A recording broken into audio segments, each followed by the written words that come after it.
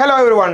അപ്പോൾ SSLC exams ഒക്കെ ഇങ്ങനെ നടന്നു വരികയാണ് അല്ലേ. ചിലപ്പോൾ ഈ എക്സാംസ് ഇങ്ങനെ പഠിച്ചുകൊണ്ടിരിക്കും, നമ്മൾ റിവിഷനൊക്കെ ചെയ്ത് അല്ലെങ്കിൽ എക്സാമിന് വേണ്ടി അവസാന ഫൈനൽ റിവിഷനൊക്കെ ചെയ്ത് അങ്ങനെ പഠിച്ച് അവസാനത്തോട്ടൊക്കെ എത്തുമ്പോഴൊക്കെ പല എക്സാമിൻ്റെ തലേന്നൊക്കെ നമുക്ക് വരാൻ സാധ്യതയുള്ളൊരു തോട്ടുണ്ട്. എന്താ പറയുക, ഞാൻ ഇത്രയൊക്കെ പഠിച്ചു എന്നിട്ട് മറന്നുപോയി, അല്ലെങ്കിൽ പഠിക്കാൻ വിട്ടുപോയി, അല്ലെങ്കിൽ പഠിക്കാൻ പറ്റിയിട്ടില്ല, ഇനി നാളെ പോയിട്ട് എക്സാമിന് എന്താ ചെയ്യുക, എന്നാൽ പിന്നെ ചെറുതായിട്ടൊന്നെങ്കിലും ഒന്ന് കോപ്പി അടിച്ചാലോ എന്നുള്ളൊരു തോട്ട് എപ്പോഴെങ്കിലൊക്കെ ആയിട്ട് നിങ്ങളുടെ മനസ്സിൽ വന്നിട്ടുണ്ടോ? നിങ്ങളുടെ മനസ്സിൽ വന്നിട്ടുണ്ടെങ്കിൽ നിങ്ങൾ ഈ വീഡിയോ മുഴുവനായിട്ട് കാണണം.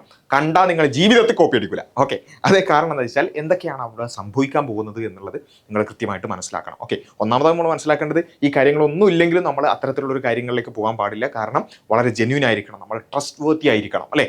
നമ്മൾ പരീക്ഷ എഴുതുമ്പോഴാണെങ്കിലും ജീവിതത്തിൻ്റെ ഏത് മേഖലയിലാണെങ്കിലും നമ്മൾ സത്യസന്ധമായി ജീവിക്കുക എന്നത് വളരെ ഇമ്പോർട്ടൻ്റ് ആയ ഒരു കാര്യമാണ് അല്ലേ. അപ്പോൾ അതുകൊണ്ട് അത്തരം ചിന്തകൾ നമുക്കുണ്ടാവാൻ പാടില്ല.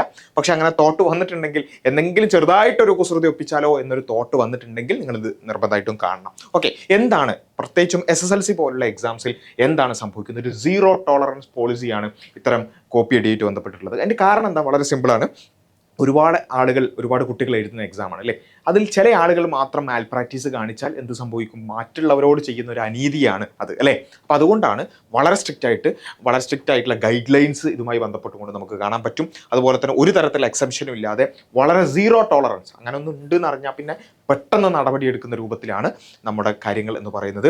അതിൻ്റെ ഏറ്റവും വലിയൊരു പ്രശ്നം എന്താണെന്ന് ചോദിച്ചാൽ, കോപ്പിയടിയുമായി ബന്ധപ്പെട്ടുകൊണ്ട് നിങ്ങൾ ഒരു ചെറിയൊരു സമയത്തേക്ക് ചെറിയൊരു ബിറ്റ് വെച്ചതായിരിക്കും, ചെറുതായി ഒന്ന് നോക്കി എഴുതിയതായിരിക്കും. അങ്ങനെ ചെയ്താൽ സംഭവിക്കുന്നത് ഒരു പക്ഷേ 1 വർഷം മുതൽ 3 വർഷം വരെ നിങ്ങൾക്ക് പിന്നെ SSLC എഴുതാൻ പറ്റാത്ത രൂപത്തിലേക്ക് നിങ്ങൾ പ്രശ്നത്തിലാവുന്ന വലിയൊരു പ്രയാസം. ചിലപ്പം നമ്മളൊരു ഏതാനും സെക്കൻഡേ നമ്മൾ ചെയ്തിട്ടുണ്ടാവുള്ളൂ, അല്ലെങ്കിൽ കാര്യമായിട്ടൊന്നും ചെയ്തിട്ടുണ്ടാവില്ല അല്ലേ. അതിൻ്റെ പേരിൽ 1 വർഷം മുതൽ 3 വർഷം വരെയൊക്കെ നമുക്ക് നഷ്ടപ്പെടുകയും അതിൻ്റെ അപ്പുറത്തേക്ക് ചിലപ്പം പോലീസ് കേസ് വരെ വരുന്ന രൂപത്തിലേക്കൊക്കെ വലിയ പ്രയാസങ്ങൾ ഉണ്ടാക്കുന്ന ഒരു കാര്യമാണ് ഈ കോപ്പിയടി അല്ലെങ്കിൽ മാൽ പ്രാക്ടീസ് എന്ന് പറയുന്നത്. അപ്പോൾ അതുകൊണ്ട് എന്തൊക്കെയാണ് ഈ കോപ്പിയടിയുമായി ബന്ധപ്പെട്ടുകൊണ്ട് SSLC ഗൈഡ് ലൈനിൽ എന്തൊക്കെയാണ് പ്രശ്നമായിട്ടുള്ളത്?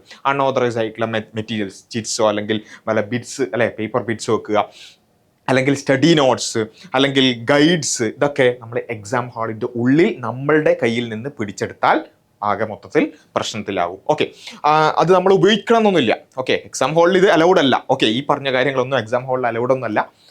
നമ്മളത് ഉപയോഗിച്ചിട്ടില്ലെങ്കിൽ പോലും നമ്മുടെ കയ്യിൽ നിന്ന് പിടിച്ചാൽ തീർന്നു. ഓക്കെ, രണ്ടാമത്തത് ഇലക്ട്രോണിക് ഗാഡ്ജറ്റ്സ്, നമുക്കറിയാം മൊബൈലോ അല്ലെങ്കിൽ അതുപോലെയുള്ള സ്മാർട്ട് വാച്ചുകളോ ബ്ലൂടൂത്ത് ഇയർ പീസുകളോ ഒക്കെ നമ്മുടെ കയ്യിൽ നിന്ന് പിടിച്ചാൽ അതും ഉപയോഗിക്കണം നിർബന്ധമില്ല. പിടിക്കുമ്പം ഉപയോഗിച്ചത് കാണണമെന്നില്ല, നിങ്ങളുടെ കയ്യിൽ നിന്ന് പിടിച്ചാൽ തീർന്നു. ഓക്കെ, പിന്നെ ഉള്ളതാണ് കാൽക്കുലേറ്റേഴ്സ് അല്ലേ. ആ ഒരു അൺഓതറൈസ്ഡ് ആയിട്ട് അത് ഉപയോഗിച്ചാൽ കാൽക്കുലേറ്റേഴ്സ് നമ്മുടെ കയ്യിലുണ്ടെന്നുണ്ടെങ്കിൽ അതും ഈ പറഞ്ഞ പ്രശ്നത്തിൽ പെടുന്നതാണ്. അതേപോലെ തന്നെയാണ് മറ്റൊരാളുടേത് നോക്കി എഴുതുക അല്ലേ. അതേപോലെ തന്നെ നിങ്ങളുടേത് നോക്കാൻ മറ്റൊരാളെ അനുവദിക്കുക, വോളണ്ടറിലി മറ്റൊരാളെ അനുവദിക്കുക. ഇത് രണ്ടും പ്രശ്നമാണ്. ഓക്കെ, നിയമപ്രകാരം രണ്ടും പ്രശ്നമാണ്. മറ്റൊരാളുടെ നോക്കുന്നതും പ്രശ്നമാണ്, നിങ്ങൾ മറ്റൊരാൾക്ക് കൊടുക്കുന്നതോ അല്ലെങ്കിൽ മറ്റൊരാളെ നോക്കാൻ അനുവദിക്കുന്നതോ പ്രശ്നമാണ്. കാരണം പ്രത്യേകിച്ച് നിങ്ങൾ മനസ്സിലാക്കുക, CCTV ഒക്കെ ഉള്ളതാണ്. അതുകൊണ്ട് പണ്ടത്തെ പോലെ അങ്ങനെയൊന്നും ഇല്ല എന്ന് പറഞ്ഞ് പെട്ടെന്ന് എന്ത് ചെയ്യാൻ പറ്റില്ല, നമുക്ക് ഒഴിവാകാൻ പറ്റില്ല എന്നുള്ളത് മനസ്സിലാക്കുക. അതുപോലെ തന്നെ ഇംപേഴ്സണേഷൻ, ഇതൊന്നും ആരും ചെയ്യാൻ സാധ്യതയില്ല. ആൾമാറാട്ടം അല്ലേ, നിങ്ങൾക്ക് പകരം വേറൊരാളെ എക്സാം പറഞ്ഞയക്കുക, ഇങ്ങനൊന്നും പൊതുവെ നമ്മളാരും ചെയ്യുന്നുണ്ടാവില്ല. പക്ഷേ അത് ഭയങ്കരമായ പ്രശ്നത്തിലാണ്, വലിയ പോലീസ് കേസിലേക്കൊക്കെയാണ് ഇത് എത്തിപ്പെടുക. അതേപോലെ തന്നെ ഡോക്യുമെന്റ് ടാമ്പറിങ് എന്ന് പറയുക, ആൾട്ടറിങ്, പിന്നെ അതുപോലെ forging and tampering with details on the official hall ticket അല്ലേ. ഹാൾ ടിക്കറ്റിലോ മറ്റു കാര്യങ്ങളിലോ എന്തെങ്കിലും മാറ്റങ്ങൾ വരുത്തുക എന്നുള്ളത് വലിയ പ്രശ്നമാണ്. ഇതൊക്കെ ഈ പറഞ്ഞ കാര്യങ്ങളൊക്കെ കുറച്ച് സീരിയസ് ആണ് കേട്ടോ. ഇതൊക്കെ ചെയ്താൽ തീർന്നു. അതേപോലെ തന്നെ മിസ് ബിഹേവിയർ, പിന്നെ ആർഗ്യൂ ചെയ്യുക, ത്രട്ടൺ ചെയ്യുക, ഡിസോബേ ചെയ്യുക. ഈ പിന്നെ നമ്മുടെ എക്സാം ഹാളുമായി ബന്ധപ്പെട്ടുള്ള ഇൻവിജിലേറ്റേഴ്സിനെയോ അല്ലെങ്കിൽ അതിൻ്റെ പിന്നെ ഒഫീഷ്യൽസിനെയോ ഏതെങ്കിലും രൂപത്തിൽ നമ്മൾ ഭീഷണിപ്പെടുത്തുകയോ മറ്റൊക്കെ ചെയ്താൽ അതും ഈ ഗണത്തിൽ പെടുന്ന കാര്യമാണ്. അപ്പോൾ എന്താണ് നിങ്ങൾ ഇങ്ങനെയൊക്കെ ചെയ്താൽ, ഈ നേരത്തെ പറഞ്ഞ ഈ കാര്യങ്ങളൊക്കെ ചെയ്താൽ എന്താണ് സംഭവിക്കുക?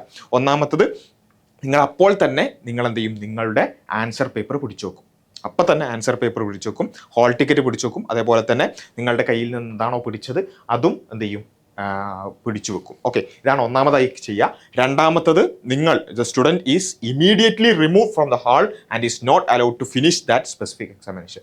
എപ്പോഴാണോ പിടിച്ചത് അപ്പം തന്നെ എക്സാം ഹാളിൽ നിന്ന് പുറത്താക്കും. ആ എക്സാം പൂർത്തിയാക്കാൻ നിങ്ങളെ കൊണ്ട് പറ്റില്ല. ഓക്കെ, നമുക്ക് ചിലപ്പോൾ ഒരു മാർക്ക് 2 മാർക്കിനൊക്കെ ആയിരിക്കും നമ്മൾ എന്തെങ്കിലും ചെയ്തിട്ടുണ്ടാവുക, പക്ഷേ ആ എക്സാം തന്നെ നമുക്ക് പോകും.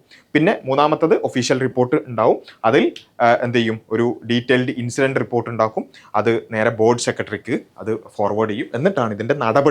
പിന്നെ ആ എക്സാം എന്തായാലും നിങ്ങൾക്ക് എഴുതാൻ പറ്റില്ല, പിന്നെയുള്ള ബാക്കി കാര്യങ്ങളൊക്കെ നടപടിയൊക്കെ വരുന്നത് ബോർഡ് സെക്രട്ടറിയുടെ ഭാഗത്തു നിന്നാണ് വരിക എന്നുള്ളതാണ് നമ്മൾ മനസ്സിലാക്കുക. എന്തൊക്കെയാണ് സാധ്യതയുള്ളത്? ഒന്ന്, എക്സാം ക്യാൻസലേഷൻ. ഏറ്റവും മിനിമം നിങ്ങൾ എഴുതിയ ആ ഒരു എക്സാം അതെന്ത് ചെയ്യും, ആ സബ്ജക്ട് പേപ്പർ എന്ത് ചെയ്യും, അത് ക്യാൻസൽ ചെയ്യും. അതാണ് ഒന്നാമത്തെ ഒരു കാര്യം. രണ്ടാമത്തെ ഒരു സാധ്യത എന്ന് പറയുക, അല്ലെങ്കിൽ അതിനേക്കാൾ കുറച്ചുകൂടി പിന്നെ അതിൻ്റെ സിവിയർ ആയിട്ടുള്ള രൂപത്തിലാണ് നിങ്ങൾ ചെയ്തിട്ടുള്ളത് എന്നുണ്ടെങ്കിൽ, അതിൻ്റെ തെളിവുകളൊക്കെ ആ രൂപത്തിലുണ്ടെന്നുണ്ടെങ്കിൽ നിങ്ങൾ എന്ത് ചെയ്യും, നിങ്ങളുടെ മൊത്തം എൻ്റയർ SSLC രജിസ്ട്രേഷൻ തന്നെ ആ ഒരു അക്കാദമിക് ഇയർ എന്ന് വെച്ചാൽ ആ ഒരു വർഷം പോയി, പിന്നെ ആ ഒരു വർഷം SSLC ഇല്ല. ഓക്കെ, അപ്പോൾ ആ ഒരു വർഷം തന്നെ ക്യാൻസൽ, ടോട്ടൽ ക്യാൻസലേഷൻ ആയിരിക്കും സിവിയറിറ്റി ഉണ്ടെങ്കിൽ അവിടെ സംഭവിക്കുക. പിന്നെ ഉള്ളത് ഡീബാർമെൻറ്റ്, അല്ലേ, നിങ്ങളെ വിലക്കുക എന്നുള്ളതാണ്. ഏകദേശം ഒരു 3 വർഷം വരെ നിങ്ങളെ SSLC എഴുതാൻ പറ്റാത്ത രൂപത്തിൽ വിലക്കുന്ന നിയമങ്ങളാണ് നമുക്ക് ഉള്ളത്. ഓക്കെ, അപ്പോൾ ഇത് എന്തായാലും നിങ്ങൾ പിടിച്ചാൽ എന്തായാലും നിങ്ങളുടെ ആ പേപ്പർ എന്തായാലും പോകും. അതിൻ്റെ തെളിവുകളും മറ്റു കാര്യങ്ങളൊക്കെ ഉണ്ടെന്നുണ്ടെങ്കിൽ മൊത്തം ആ ഇയർ മൊത്തത്തിൽ പോകും. അത് വല്ലാതെ സിവിയർ ആയ രൂപത്തിലാണ് നിങ്ങൾ ചെയ്തിട്ടുണ്ടെന്നുണ്ടെങ്കിൽ 3 വർഷം വരെ നിങ്ങൾക്ക് പ്രശ്നത്തിലാവാൻ സാധ്യതയുണ്ട്. 3 വർഷം വരെ SSLC എഴുതാതെ വെറുതെ കുത്തിരിക്കേണ്ടി വരും. ഓക്കെ, അതാണ് അതിൻ്റെ ഒരു പ്രശ്നം. അതൊരു പോലീസ് കേസ് ആവുകയാണെങ്കിൽ, ഈ ഇമ്പോസനേഷൻ പോലെയുള്ള കാര്യങ്ങൾ ആൾമാറാട്ടൊക്കെ ചെയ്യുകയാണെന്നുണ്ടെങ്കിൽ അവിടെ എന്ത് ചെയ്യും, FIR ഇട്ട് ക്രിമിനൽ ചാർജസ് ചാർജ് ചെയ്തുകൊണ്ട് ഒരു പെർമനൻറ്റ് ക്രിമിനൽ റെക്കോർഡ് കിട്ടുന്ന രൂപത്തിലേക്ക് നിങ്ങൾ എന്ത് ചെയ്യും, നിങ്ങൾക്ക് പ്രശ്നമുണ്ടാവാൻ സാധ്യതയുണ്ട്. ഓക്കെ, അപ്പോൾ അതുകൊണ്ട് അതെന്ത് ചെയ്യുക, ഇത് എന്ന് പറയുന്നത് എന്തെങ്കിലും ഒരു സംശയം തോന്നിയാലൊന്നും ഇങ്ങനെയുള്ള കാര്യങ്ങൾ ഉണ്ടാവില്ല. ഒരു നാച്ചുറൽ ജസ്റ്റിസ് ഉണ്ട്. നിങ്ങളുടെ ഭാഗം കേട്ടതിന് ശേഷം മാത്രമേ ഇത്തരത്തിലുള്ള കാര്യങ്ങൾ, ഇത്തരത്തിലുള്ള നടപടിയൊക്കെ എടുക്കും. അതുകൊണ്ട് ഭയങ്കര പേടിച്ചിട്ട് അഥവാ അങ്ങനെ ഞാൻ ചെയ്യാത്ത കാര്യത്തിന് എന്നെ പിടിക്കുമോ അങ്ങനെയൊന്നും പേടിക്കേണ്ട കാര്യമൊന്നുമില്ല. സംഭവം ഭയങ്കര ഫ്രണ്ട്ലി തന്നെയൊക്കെ ആയിരിക്കും. എക്സാം ഹാളിൽ അത്തരത്തിലുള്ള ഒരു ടെൻഷൻ്റെ കാര്യം, നിങ്ങൾ തെറ്റ് ചെയ്തിട്ടില്ലെങ്കിൽ നിങ്ങൾ പേടിക്കേണ്ട കാര്യമില്ല. ഓക്കെ, കാരണം പ്രത്യേകിച്ചും CCTV ഒക്കെ ഉള്ളതുകൊണ്ട് ആരുടെ മേലും എന്തെയില്ല അനാവശ്യമായിട്ട് ആരോപിക്കാനൊന്നും കഴിയില്ല. അതുകൊണ്ട് ആ കാര്യങ്ങളൊന്നും നിങ്ങൾ പേടിക്കേണ്ടതില്ല. ഇനി ഈവൻ നിങ്ങളെ പിടിച്ചാൽ പോലും നിങ്ങളുടെ ഭാഗവും നിങ്ങളുടെ പാരൻസിനെ അടക്കം വിളിച്ചുകൊണ്ട് പേഴ്സണൽ ഹിയറിംഗ് ഒക്കെ നടത്തിയതിന് ശേഷം മാത്രമേ ഇത്തരത്തിലുള്ള ഡിസിഷൻസ് എടുക്കുകയുള്ളൂ. ഓക്കെ, അപ്പോൾ ആ കാര്യങ്ങളൊക്കെ ശ്രദ്ധിക്കുക. പക്ഷെ നമ്മളുടെ ഭാഗത്ത് നിന്ന് ഒരു തെറ്റുമില്ല എന്ന് ഉറപ്പുവരുത്തുകയാണെങ്കിൽ നമ്മൾ യാതൊന്നും പേടിക്കേണ്ടതില്ല. അപ്പോൾ അതുകൊണ്ട് നിങ്ങൾ ചെയ്യേണ്ട കാര്യം എന്താ വെച്ചാൽ, ഇങ്ങനെയുള്ള കാര്യങ്ങളെക്കുറിച്ച് ആലോചിക്കാതെ നിങ്ങൾ ഓൾറെഡി വർക്ക് ചെയ്തിട്ടുണ്ട് അല്ലേ, ആ കാര്യത്തിൽ നിങ്ങൾ എന്ത് ചെയ്യുക, അതിൽ ട്രസ്റ്റ് ചെയ്യുക. അതിന് പരമാവധി എന്ത് ചെയ്യുക, ആ ഒരു ഹാർഡ് വർക്കിൽ ട്രസ്റ്റ് ചെയ്തുകൊണ്ട് എക്സാം ഹാളിലേക്ക് പോകാനും, ഇനി എന്താണോ നമ്മൾ പഠിച്ചത് അത് മതി അല്ലേ, എന്താണോ പഠിച്ചത് അത് മതി. ഇല്ലെങ്കിൽ എന്താ സംഭവിച്ചാൽ 1 വർഷം മുതൽ 3 വർഷം വരെ പോവുകയാണ് ചെയ്യുക. നമുക്ക് എന്തെങ്കിലും ഗെയിൻ ചെയ്യല്ല ചെയ്യുക, നമുക്കുള്ളതും കൂടി നഷ്ടപ്പെടുകയാണ് ചെയ്യുക അല്ലേ.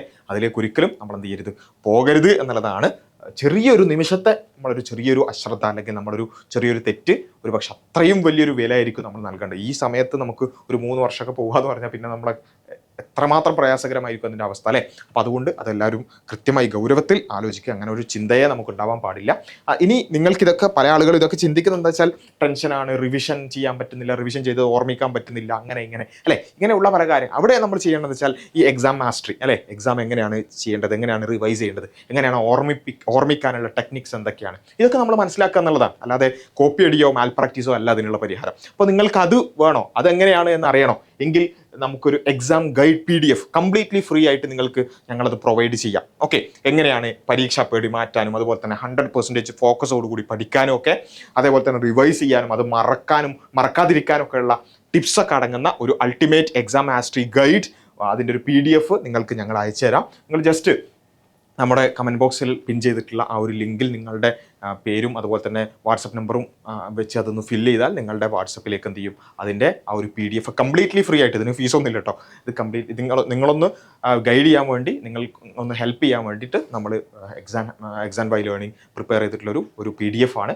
അപ്പോൾ അത് നിങ്ങൾക്ക് ഞങ്ങൾ അയച്ചു തരും. അപ്പോൾ ആ രൂപത്തിൽ നമ്മൾ കൺസ്ട്രക്റ്റീവായിട്ട് ആ രൂപത്തിൽ എന്ത് ചെയ്യുക, കാര്യങ്ങൾ ചെയ്യുക, റിവൈസ് ചെയ്യുക, കോൺഫിഡൻസോടുകൂടി നിങ്ങളുടെ വർക്കിൽ ട്രസ്റ്റ് ചെയ്തുകൊണ്ട് നിങ്ങൾ എന്ത് ചെയ്യുക, വളരെ ജെന്യൂനായി എക്സാംസ് എഴുതുക.